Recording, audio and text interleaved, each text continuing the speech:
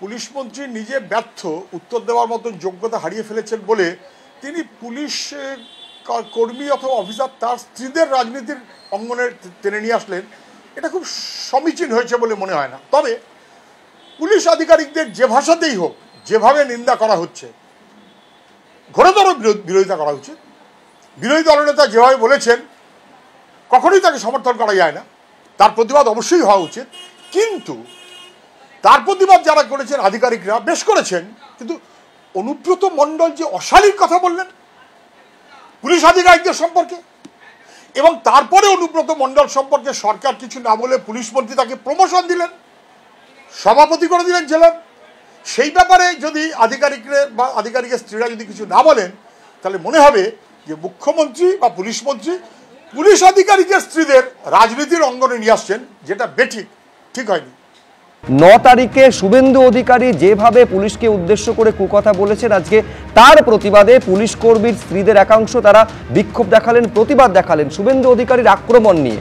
Police কর্মীর স্ত্রীরা press ক্লাবে সাংবাদিক বৈঠক, যেখানে পুলিশ কর্মীর স্ত্রীদের এই বক্তব্য।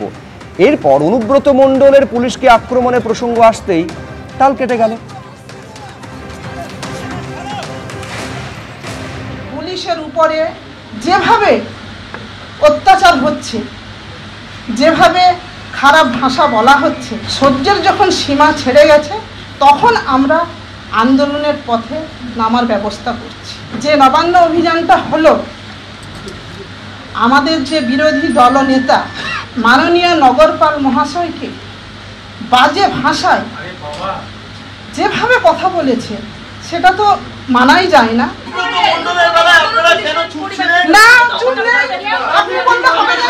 আমরা রবীন্দ্র সদনে করেছি, যে ভাষায় গালাগাল দিয়েছিলেন অনুব্রত মণ্ডল, আপনার মনে হয় যে শুধু একবার ক্ষমা চাইলেই সেটা হয়ে যাবে? না, তদন্ত হচ্ছে। বীরভূমের দাপুটের তৃণমূল নেতা ওই একটা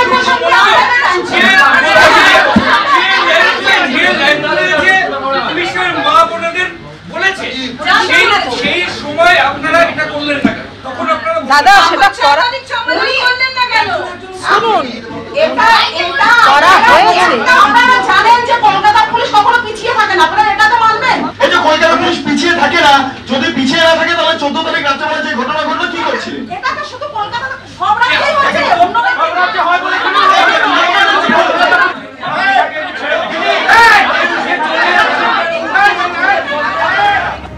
তো অনুব্রত মণ্ডলের বিরুদ্ধে আমাদের রাজ্য সরকার কি ব্যবস্থা নিয়েছে? অনুব্রত মণ্ডল যা বলেছে সেই শব্দগুলো কি বিরোধী দলনেতা ব্যবহার করেছেন? প্রথম কথা হচ্ছে এটা। এবং যেভাবে অনুব্রত মণ্ডল শব্দ কুকথা ব্যবহার করেছে, তারপরে ব্যবস্থা না হওয়াতে এরপরে বাচ্চা ছেলেমেয়েরা ওই ধরনের কথা বলবে পুলিশকে দেখলে পরে।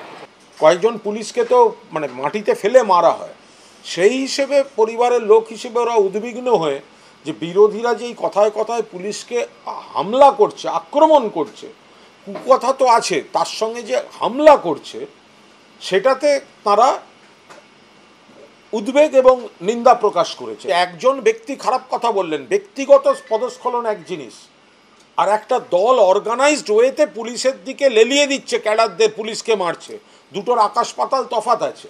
অনুব্রত মণ্ডল যেদিন বলেছেন কিছুক্ষণের মধ্যেই পার্টি নিন্দা করে দিয়েছে, ক্ষমা চাইয়েছে।